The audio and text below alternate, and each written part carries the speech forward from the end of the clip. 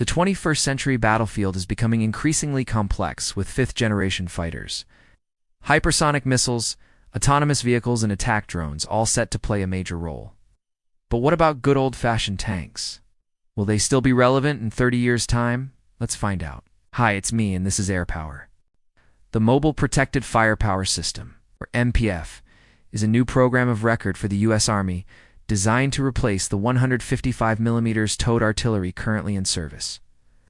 And it's a really interesting program because it highlights some of the ways that future armored fighting vehicles could leverage artificial intelligence and autonomy to bring capabilities to the modern battlefield that we just haven't seen before. One of the most interesting things about the Army's new Mobile Protected Firepower program is its name. You see, the vehicle resulting from this program of record won't actually be a tank, at least not in the traditional sense. Instead, the Army refers to it as an Armored Fighting Vehicle, or an AFV, which is a bit of a telling label. After all, a tank is just a specialized type of armored fighting vehicle designed primarily for a ground support role. And the Army appears to be hinting that the Mobile Protected Firepower system will have capabilities far beyond those of your average M1 Abrams. What the Army wants in this new platform is a system that can leverage advanced pre-programmed ammunition like the Excalibur and the Army. This extended range cannon artillery, or ERCA, to engage targets far beyond line of sight. In fact, the Army wants this system to be able to fire and maneuver all while remaining hidden from enemy forces. And it wants these systems to travel with a small unit of dismounted soldiers who can both control the system and provide security. In other words, this next-generation ground support platform isn't just meant to sit back and provide fire support. It's supposed to be able to move around, find targets, and engage them with incredible precision all on its own. And that's where artificial intelligence and autonomy really come into play.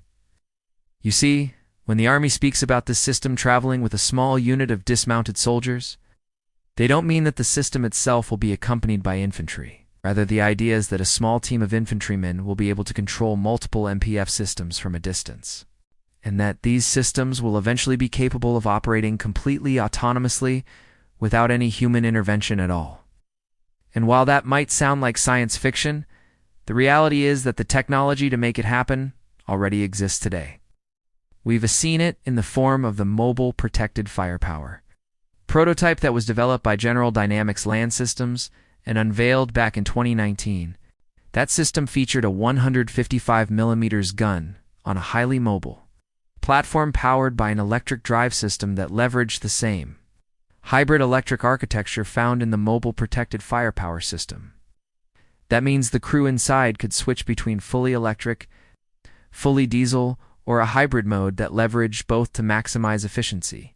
But it also means that this next-generation weapon could leverage things like pre-programmed ammunition to engage targets autonomously without even needing line of sight.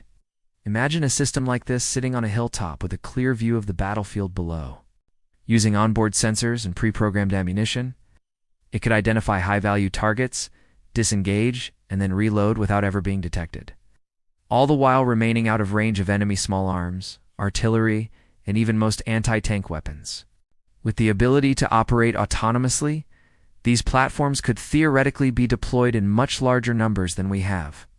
For towed artillery today, and they could take on much higher value targets. In other words, if the current trend in technology holds true, we may one day soon see systems like this taking on enemy tanks, engaging troop transports, and even taking out enemy air defense systems, all while remaining hidden from the enemy. But what about manned systems? After all, if the Army can develop an autonomous system capable of finding and engaging targets on its own, why would they need a crew at all? Well, for one thing, crews would still be needed to load ammunition and maintain the system.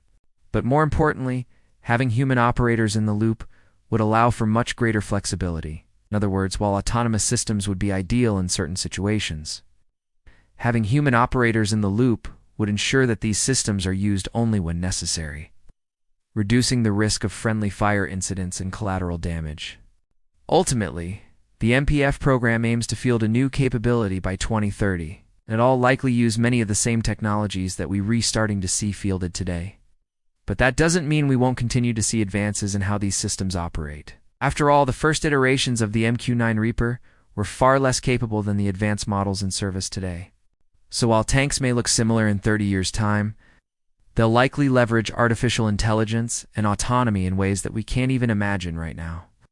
And with that, ends yet another edition of Air Power from Sandbox News. It's me. Make sure to swing by our website today and every day for all the latest in news, entertainment, and motivation from all around the force.